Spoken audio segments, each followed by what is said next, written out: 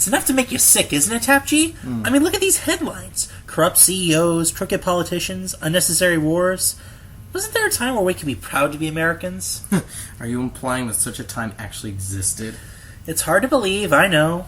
America has a lot of blemishes on its ledger.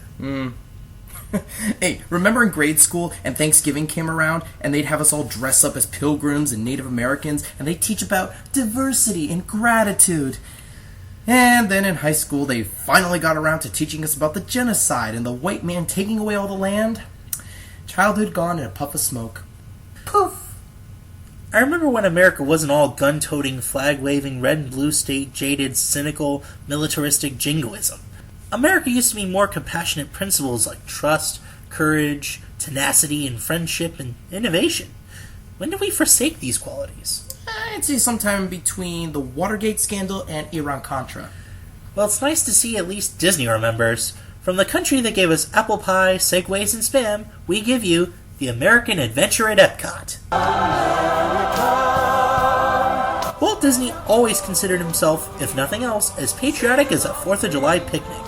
He made cartoons, movies, and serials idolizing icons such as Paul Bunyan, Davy Crockett, Pecos Bill, Johnny Appleseed, the Swamp Fox, and El Fago Baca.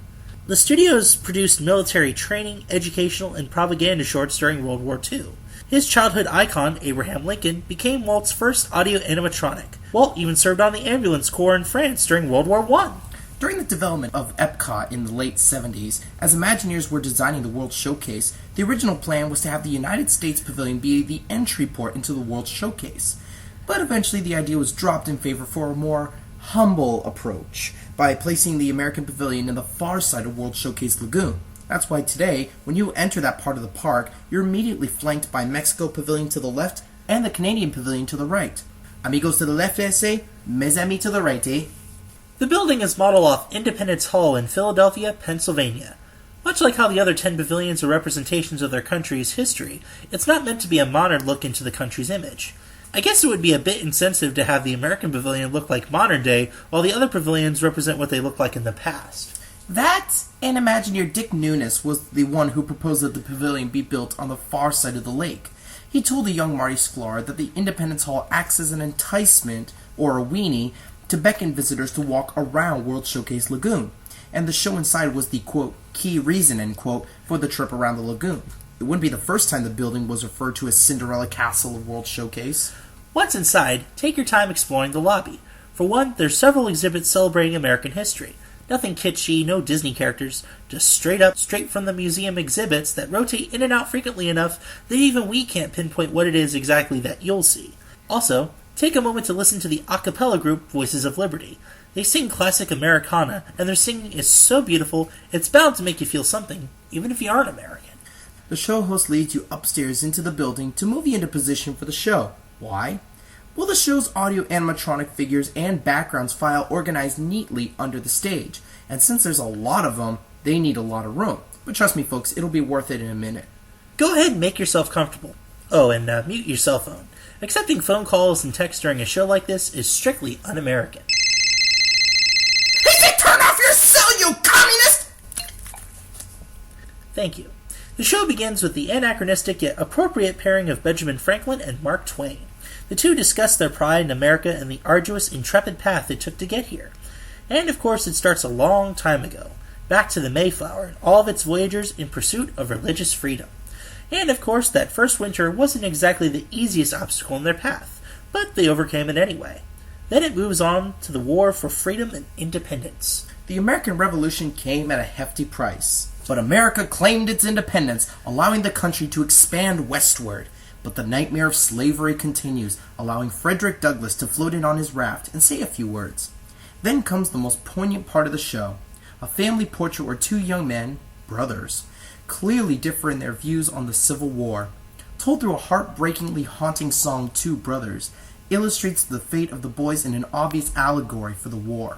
Fast forward about 10 years into the Industrial Revolution, with Alexander Graham Bell, Andrew Carnegie, and Susan B. Anthony. Then you listen to the stirring words from the likes of Sitting Bull, John Muir, and Teddy Roosevelt. After the stock market crash of 1929, we see the toll it takes on the average American. But that's okay, they got Will Rogers on the radio, and he twirls a lasso as a pretty impressive feat for an audio animatronic. A feat so great that the poor folks listening to the radio will never see him actually do it. Eventually, we segue into the bombing of Pearl Harbor and the United States' entry into World War II. This is one of the last scenes to feature animatronics, and from there it shows clips of famous and significant American icons of the past 60 years. And to cap it all off, how about a swelling rendition of Golden Dreams, a song you may remember from our top 10 best theme park songs countdown. Finally, Franklin and Twain share a few departing thoughts on the torch of the Statue of Liberty. It's so beautiful! God bless America, good sirs. May your eagles soar and your Toby Keith songs be full of patriotism. Well, what did you think? Absolutely gorgeous. It is a great attraction. I'll definitely give it that. First of all, let's talk a little bit about the score and the music, which we mentioned several times throughout our description of the thing. Well, Golden Dreams is by far the best. It's Definitely. really well written and well orchestrated. Two Brothers should have been on our list, like we said before, but because it was written in the 60s, it didn't make it to the list. Mm-hmm. And there's even another song as they're bringing the Mayflower to America that is also really great to listen to.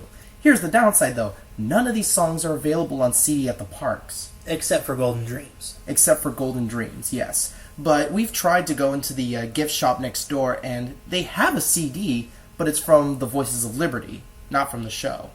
Not that the Voices of Liberty are bad, mind you, but we'd rather have it from the original attraction. Mm-hmm. I think that'd be pretty cool. Now, the show itself as a whole, now it's easy for us to sit here and go, this is an awesome show because, we're Americans. Yeah, so we're kind of biased on this. I guess it's sort of interesting to think about what it might be like from the perspective of non-Americans kind of looking in on this. I guess one thing that sticks out to me most is that you go to Impressions de France over at the France Pavilion, and you're like, oh, that's pretty. You go to the Reflections of China, and you go, that's pretty. But here in America, it's like, we got animatronics because we're America. They got a much bigger show. So it seems a little lopsided, but then again, you're in America, so it's understandable. I suppose. Hey, if there are any non-Americans listening to this episode and they want to weigh in on this, please comment below. We really want to hear multiple points of view on this, especially non-Americans. Now, let's take a moment to talk about the audio animatronics. Oh, yes! These must have... I don't know if these were the exact same animatronics from 1982 or 83, but if they're impressive in 2013... imagine what they must have been like back then. Yeah, I mean, the Benjamin Franklin taking a couple steps up the stairs. The Birnbaum guidebooks always talk about Ben Franklin taking a few steps up the stairs, and by God, wow, that is just impressive. Will Rogers twirling the lasso, even Frederick Douglass floating in on a raft. Yeah, that's pretty cool, but to be able to get the exact moments correct to twirl a lasso, yeah, that is an impressive feat, technologically speaking. It is clearly a labor of love. Nothing about this felt cheap at all. Yeah. For us modern Americans, post 9/11, it's very easy to slap on an American flag on something and call it patriotism. Sure. But here, this is our past. These are some of the worst moments in American history. Missing a couple, I think a lot of people will be willing to admit, but it still presents it in the way that we want to know and love America by. I think it's the whole story itself, how it leads up to today. It's very well thought out, and, it does skip a couple of what most people may consider atrocities. Yeah. However, it never gets too dry to be enjoyable. That's a big thing right there. It never feels like a history lesson. I know when I was in Advanced Placement U.S. History in high school, I only wanted to see the Hall of Presidents and the American Adventure. This sated my appetite. You weren't that big on American history, were you? I never really had that much thought about it, per se. I never got into it with the intensity that you did. Yeah. So, but from your point of view... I still find it enjoyable. Yeah, that's one of the greatest things you can have for it. And I think probably the only downside is that, yeah, it's a bit of a hike to get up to the theater, but once it's there, it's worth it. Definitely. The presentation, it's varied, and it's tasteful, too. Mm-hmm. I also find it a really tasteful attraction. Like, it steps on some pretty fragile territory, but it never goes too deep into it to where you might end up offended. Yeah. I'd say, overall, definitely something you want to check out at least once, especially if you're a history buff. Absolutely. I'm going to go ahead and give the show a 3 out of 5. And I have to give it a 4 out of 5. So that's a 3 out of 5 from SurferClock and a 4 out of 5 from TAP-G. Now, the American Adventure features assistive listening, reflective captioning, as well as audio description. Wheelchairs and scooters are welcome, but remember that you do have to go up a level from the ground floor to enter the show. So, to answer the obvious question, yes, there is an elevator. Can we recommend this show? Absolutely! Anyone who has studied American history like me will certainly enjoy seeing the likes of FDR, George Washington, Frederick Douglass, Mark Twain, Thomas Jefferson, and Andrew Carnegie brought to life through audio animatronics. And yeah, of course, Disney wouldn't be able to go too deep into controversial eras of our country's history, like slavery or our sour relations with Native Americans, but it is there, thankfully. It's probably better handled than if Disney had actually realized Disney's America theme park. What's Disney's America theme park? I could tell ya, if we get enough fan requests. Wink, wink. Oh, fair enough. Well, folks, that's all we have for today's episode. And now we cap off this patriotic episode with a glorious 3-hour finale called A Salute to All Nations, but mostly America. We got a minute and a half!